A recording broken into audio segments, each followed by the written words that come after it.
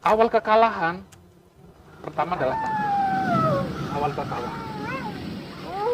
Karena dengan takut, semua ilmu yang dia kuasai, semua kekuatan yang dia pegang hilang. Itu karena takut.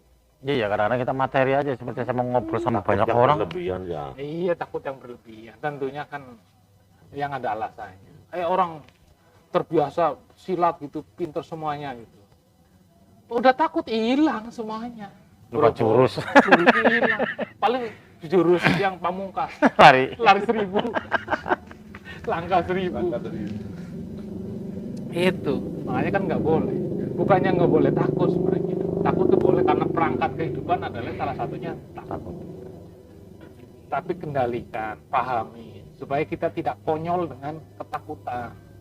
Hal-hal yang nggak perlu ditakuti, masa ditakuti. Yang aneh lagi kan tadi itu, lewat kuburan kok takut. Tuh, kita suatu saat, saya pernah pengalaman, ada seorang cerita. Padahal suaminya sendiri yang meninggal. Dia takutnya luar biasa. Sampai tidur aja minta ditemenin. Yang meninggal itu suaminya. Tertakut datengin gitu. Pas saya selidiki, ternyata dia itu justru sering ribut, sering nyala-nyalain. Takutnya jangan-jangan dia bales kan.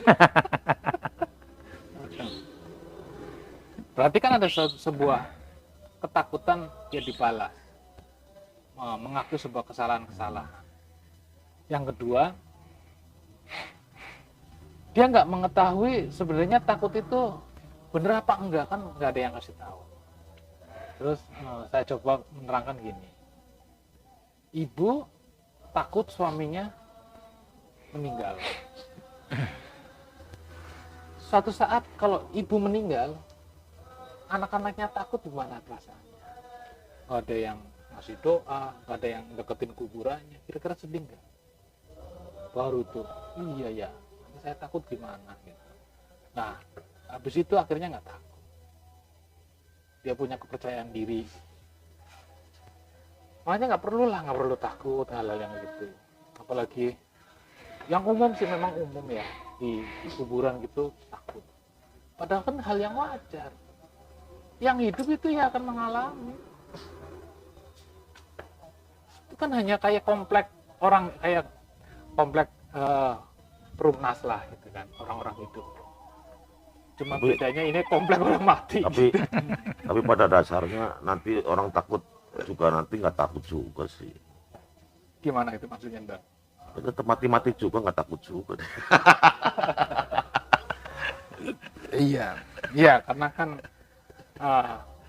Udah nggak sadar.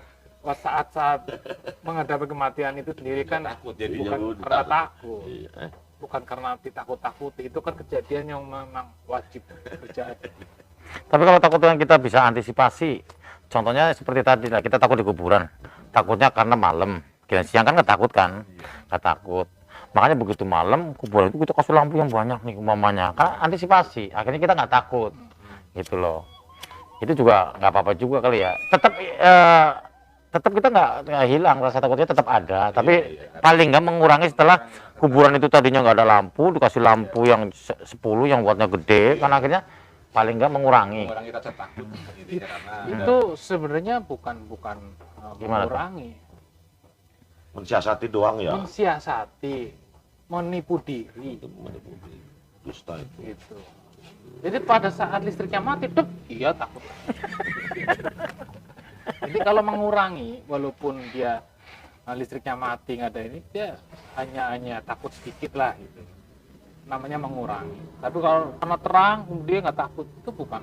Nah, itu hanya mensiasati supaya tidak takut.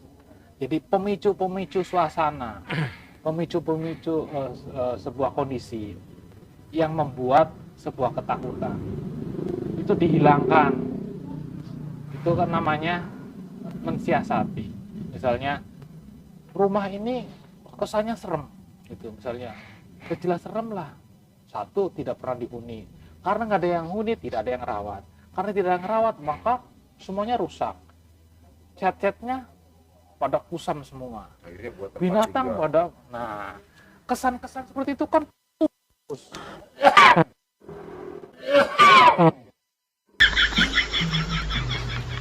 coba direnovasi, dicat baru, kesan semuanya, terus itu akan hilang. Itu kalau rumah-rumah. Intinya orang punya perasaan takut karena apa, Bung? Bisa dijelaskan lagi? Kenapa? Kenapa orang punya perasaan takut? Bisa dijelaskan Karena lagi? tidak siapnya sebuah pengetahuan. Dia tidak paham. Dengan tidak tahu, maka dia takut. Contohnya, Ditakut-takutin. kita mau nyebrang kali, kan dulu pernah kita cerita. Airnya kan butek kan. Dengan airnya butek ini, kita menduga-duga. Kita nggak tahu kedalamannya air itu berapa.